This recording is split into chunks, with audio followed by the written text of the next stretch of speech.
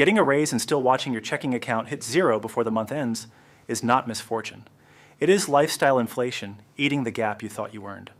You loosen spending the moment income ticks up, telling yourself you deserve it, and it will all balance out. What actually happens is your fixed bills rise, your casual spending rises with them, and the extra income that could build savings or kill debt gets absorbed by new commitments. Picture a small celebration dinner, a slightly nicer phone on a payment plan, a rent bump that feels minor, and then a surprise car repair hits, and the cushion you meant to build is gone before you noticed it was never formed. Lifestyle inflation is the quiet habit of expanding your lifestyle to match your income, and it matters because it converts flexible money into permanent bills. When the raise arrives, most people upgrade recurring costs first because those feel like progress. That is the trap. Fixed costs do not negotiate when income dips or emergencies pop up, so each upgrade locks in extra risk.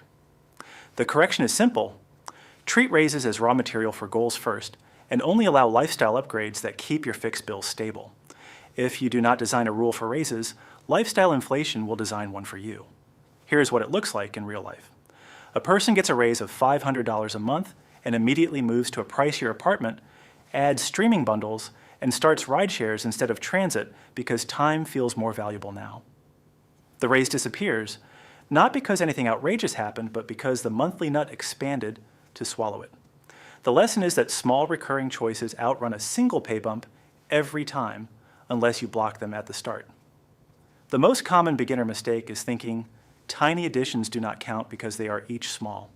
You say yes to a gym you barely use, a cloud storage tier you never revisit, and a pet insurance plan you did not budget. None of these feel like a decision.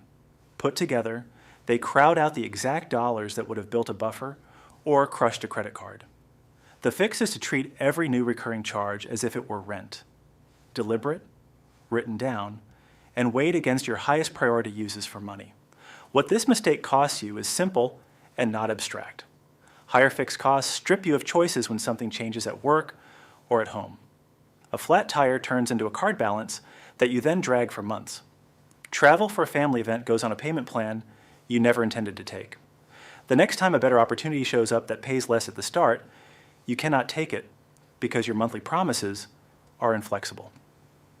The penalty for lifestyle inflation is not just paying more each month, it is losing the ability to pivot when life demands it.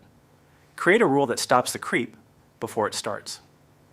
Decide that half of every raise goes to savings, debt, and investing until your key targets are met, and the rest can upgrade life with intention. Build it into your payroll split and automatic transfers so you do not have to remember or negotiate with yourself each payday. Then freeze your largest fixed costs for a set period so your new commitments cannot outrun your plan. Rules beat intentions because rules operate even when you are tired or distracted. Make the mechanics boring and automatic. Before the new pay hits, open your accounts and set an automatic transfer from checking to savings with the exact amount you intend to protect. Increase any existing debt overpayments to a round figure you will not reduce without a formal review. If you have a workplace plan, raise the contribution so the bigger check never fully lands in your spendable balance. After the first higher paycheck, confirm the numbers cleared as expected and adjust once, then leave it alone. You're building a system that silently skims the cream for your goals. Housing is the classic place lifestyle inflation hides because it looks like progress. A better neighborhood, newer finishes, more space for guests, it all sounds reasonable. The problem is that rent or a mortgage dominates your fixed cost stack. If you let that number rise with each raise, you force all other priorities to fight for scraps. The play here is unglamorous. When a lease renewal comes up, price the status quo against alternatives and only move if the total monthly obligation after all fees stays within your current fixed cost cap and your savings plan remains intact. Cars are the other favorite upgrade.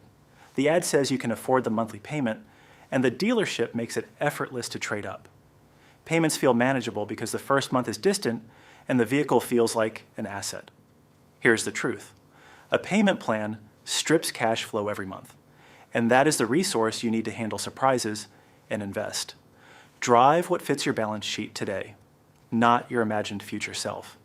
If you must replace a car, optimize for reliability and low total ownership cost rather than bells and whistles that bring bigger insurance and maintenance. Recurring autopays are the stealthiest leak because they create no moment of choice.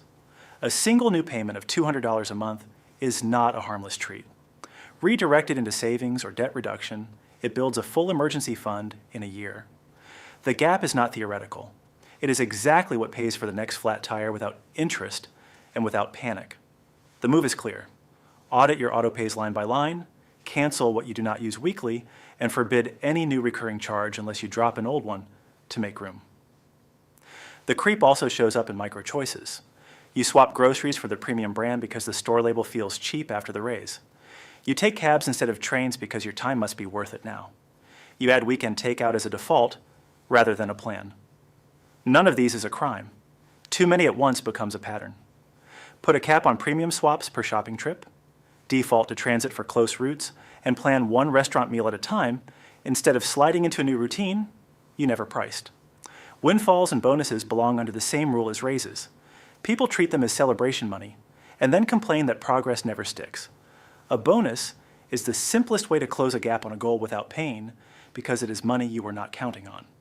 Decide beforehand how you will use it and pre-fill the action so the choice is made before the moment arrives.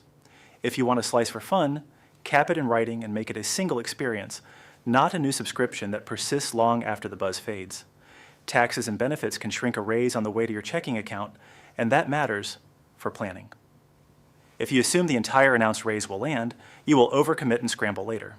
Wait to see your actual new take-home, then decide what to lock in. If a benefits change hits at the same time, recalc before signing new contracts.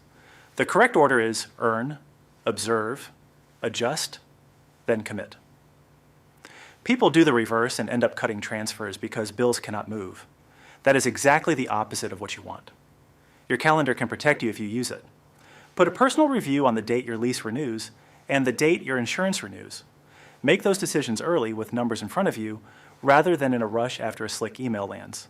Add a quick monthly appointment to scan your autopays and variable categories for drift. Do not budget in your head. Force yourself to touch the accounts even when all seems fine, because that is when the creep is easiest to catch. If friends or coworkers nudge you toward pricier habits, do not build a story about being left out. Set terms. Suggest plans that match your financial design and say the quiet part out loud when needed. The people worth keeping will adjust. Those who mock were trying to recruit you to their own rationalizations. The goal is not to live smaller, it is to live deliberately. If you want a nicer experience, plan for it with money that is truly free, not borrowed from next month's bills. Raises are a tool to lower risk first and buy comfort second. Use them to finish your emergency fund, retire high interest balances, and push retirement contributions higher before you touch lifestyle. That order matters because it reduces the cost of every other financial decision you will make. Once the basics are secured, pick one or two lifestyle upgrades and stop there.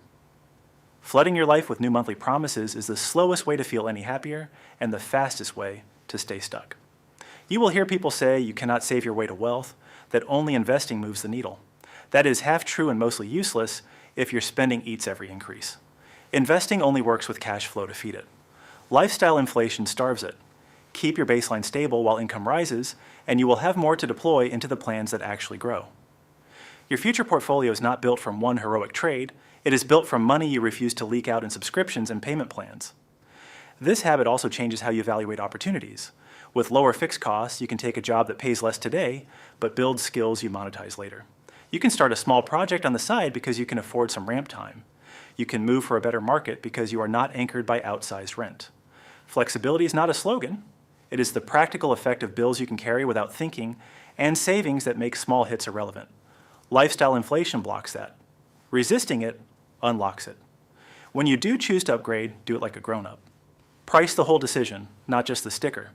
Include taxes, insurance, maintenance, and the opportunity cost of not funding a goal.